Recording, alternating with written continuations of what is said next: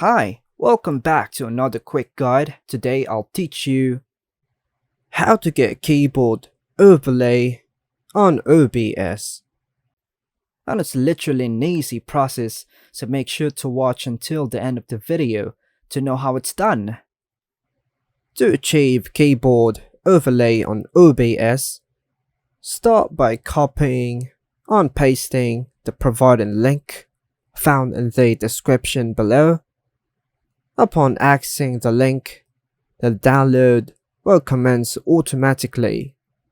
Navigate to the download section at the top right, click on the downloaded file, and initiate the extraction process. Select the option to extract, then click extract.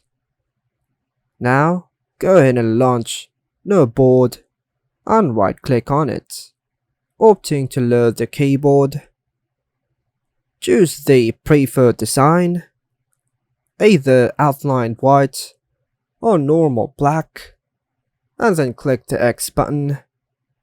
Transition to OBS, and upon opening, click the plus button to add sources. Go for window capture and click OK in the window drop down. Select No Board and click OK. To enhance the overlay, right click on the keyboard, access filters, and click the plus button. Choose chroma key and click OK. And that's it.